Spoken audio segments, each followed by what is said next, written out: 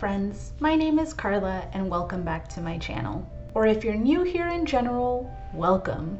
On my channel, I talk about a variety of geek/gaming topics. I'm all about cozy/chill vibes, so grab a warm beverage and join us. This should be pretty fun. Now, as you might have already guessed by the title of today's video, today I'll be waxing nostalgic, if you will, about forgotten Nintendo features that I just really miss, and find myself wishing were on the Nintendo Switch. Now, don't get me wrong, I absolutely love my Nintendo Switch. I think it's a really great console, and I do play it the most out of all of my consoles combined.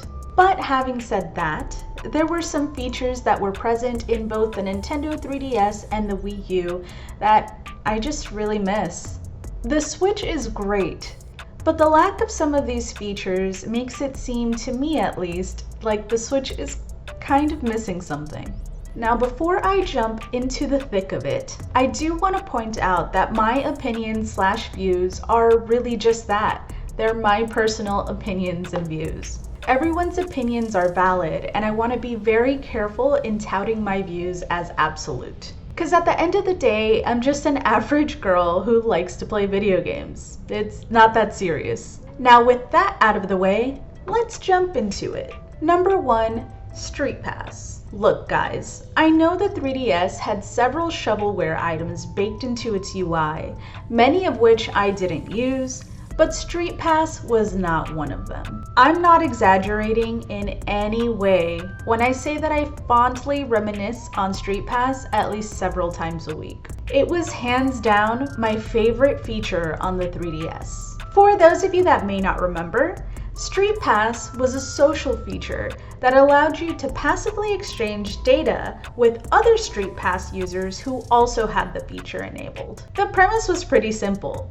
You could create a Mii, which would then be used to travel over to other 3DS systems when you passed them on the street, hence the name Street Pass. Their Mii would travel to your Mii's handheld plaza, or vice versa, where you could play several games with them and collect puzzle pieces to complete your puzzle gallery. You could easily gather tons of visitors in a day simply by just having your 3DS on you. During its heyday, I carried my 3DS with me religiously. It was like a second appendage, really. The highlight of my day was seeing that green light on my 3DS light up, indicating that I had Street Passed with someone. Oh, and going to events such as conventions? Forget it. I would have more Street Passes than I knew what to do with. The 3DS, however, only allowed you to store 10 Street Passes at a time, so I would have to carve out a time specifically for me to clear my Street Passes. It was always so cool seeing where everybody was from.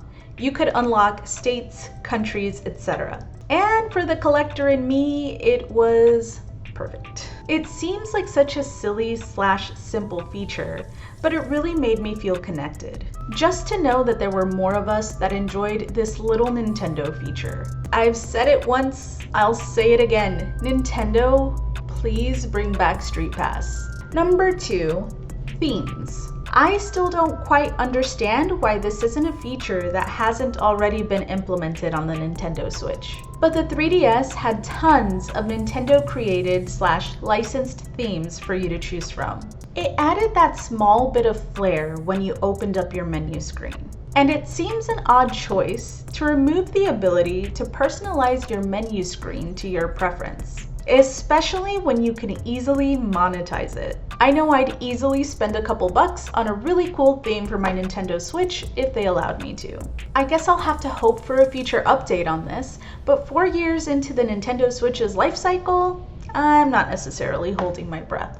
Number 3, Swap Note. Why, yes, it's another Nintendo social feature. Spoilers, it's admittedly a little bit of a theme in this video. Much like Street Pass, Swap Note was another social feature that allowed you to send handwritten notes, cards, letters, etc.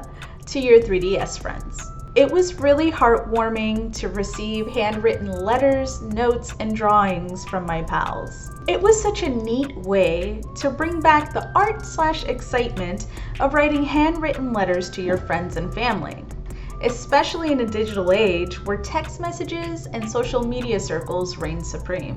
There was tons of cute stationery to choose from, and the letters would play back in a really cute little video format. For such a simple little feature, it really left an impact on me. Sadly, because the internet is the internet, the feature got permanently disabled in 2013 after some users exploited the feature to send inappropriate messages to minors.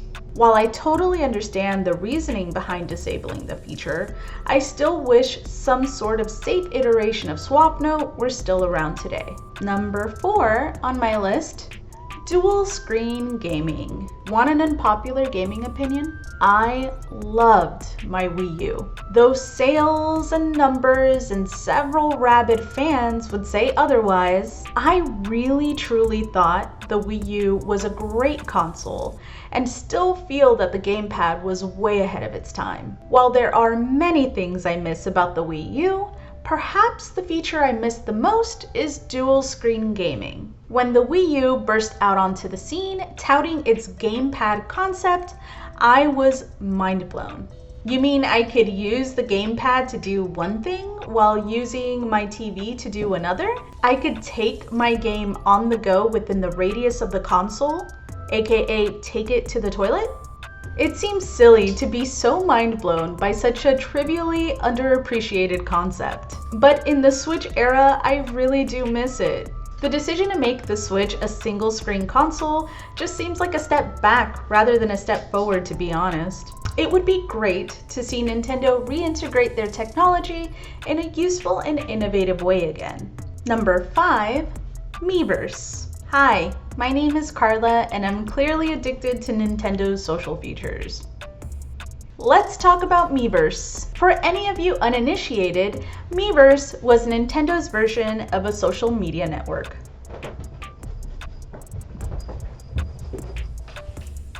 It was quirky, weird, awkward, and I loved it. It was mainly a message board consisting of in-game screenshots and some truly scarring and amazing hand-drawn notes. But it had character and personality, unlike a lot of social media networks today. Nintendo discontinued its Miiverse service in 2017 after the Switch launched, but the memes still live on today. Who could forget the dude that reviewed the water in every video game he purchased? I couldn't. His memory lives on. Well, there you have it, friends. Just a handful of nostalgic-inducing features that I really wish were on the Nintendo Switch.